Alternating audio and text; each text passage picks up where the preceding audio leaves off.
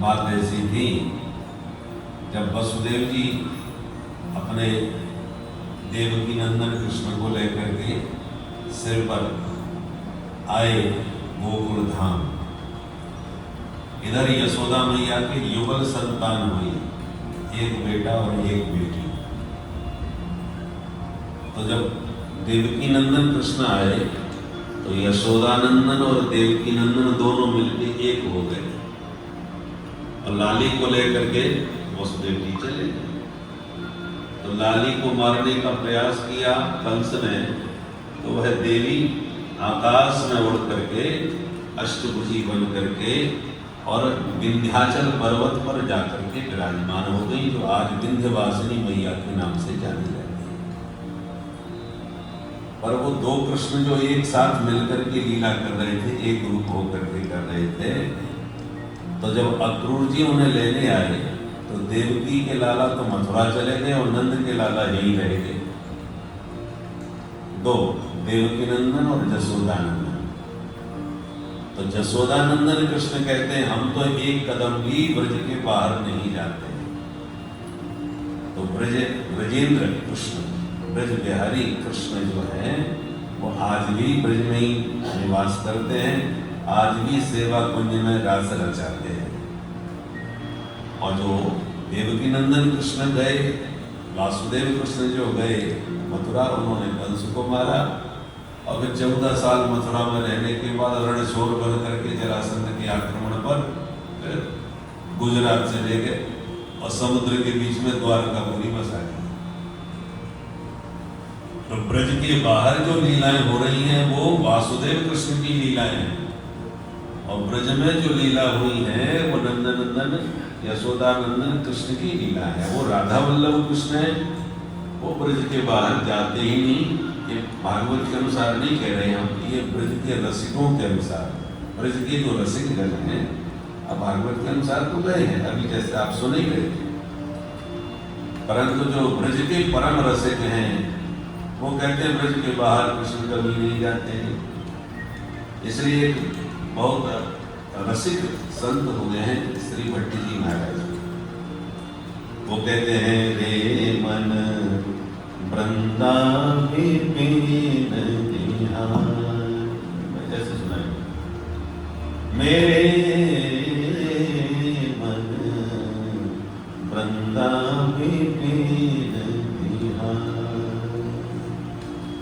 यद्यपि मिले कोटि चिंतामणि, यद्यपि मिले कोटि चिंतामणि, तदपि न हाथ पसार, मेरे मन वृंदा विपिन निहार। विपिन राज सीमा के बाहर, तू हरि को न निहार, विपिन राज सीमा के बाहर, तू हरि को न निहार, मेरे मन वृंदा विपिन निहार। भट्टी जी अपने मन को कह रहे हैं, अरे मनी राम जी तुम इधर उधर मत भटको, केवल वृंदावन की लता पताओं को निहारते रहो, देखते रहो। और ये जो बंसी वाला है ना, टेढ़ी टांग वाला, जो ब्रज में निवास करना चाहता है उसको बाहर भेजने का प्रलोभन बहुत देखा है। एक ऐसी मणि होती है जिसका नाम है चिंतामणि, उस मणि के सामने बैठ के जिस वस्तु का चिंतन करोगे वही तुम्हारे सामने आने लगेगी, उपस्थित हो जाएगी, संसार की कोई भी वस्तु, इसलिए उसका नाम है चिंतामणि। सारी चिंता दूर कर देती, जो मांगो सो देती है। तो एक ही चिंतामणि मिल जाए तो चमत्कार हो जाए, और ये बंसी वाला तुम्हें करोड़ों चिंतामणि भी दे, इतनी मणियां तुम्हारी, बस बाहर आकर के हमसे ले लो। तो यद्यपि मिले कोटि चिंतामणि, तू तदपि न हाथ पसार, फिर भी हाथ मत फैला लेना, नहीं तो ब्रज के के पास से वंचित हो जाएगा। किसी लोभ लालच में मत आ जाना। अरे और तो और साक्षात बंसी वाला ब्रज के बाहर खड़े होकर के तुम्हें इशारा करे, माम एकम शरणम ब्रज, आ जाओ मेरी शरण में, तब भी उसकी तरफ जाना तो दूर, देखना तक नहीं।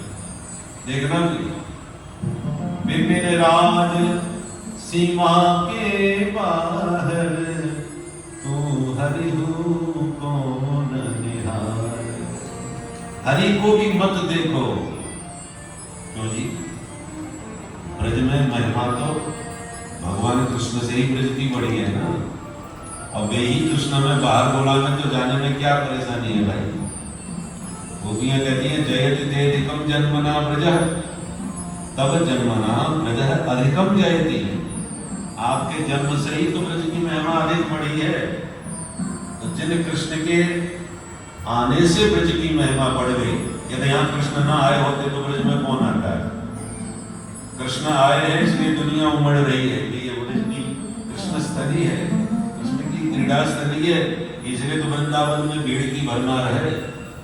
अन्यथा कौन है? तो वही कृष्ण तो बाहर बुलावे तो जाने में क्या बुराई है? बोले भाई ये तो बाहर खड़े होके तुम्हें बुला रहे हैं तो वो हमारे नंदन कृष्ण हो ही नहीं सकते। वो वासुदेव कृष्ण होगा जो बाहर खड़े होके बुला रहे हैं।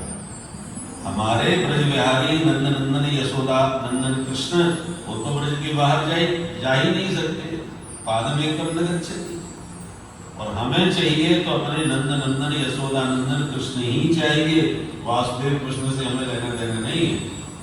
इसलिए हरि रूप निहार। उस बंसी वाले को भी मत देखो। इतनी ब्रज की निष्ठा रसिकों के मन में। हमें कृष्ण भी चाहिए तो ब्रज में ही चाहिए, ब्रज के बाहर नहीं चाहिए। इसलिए इसका नाम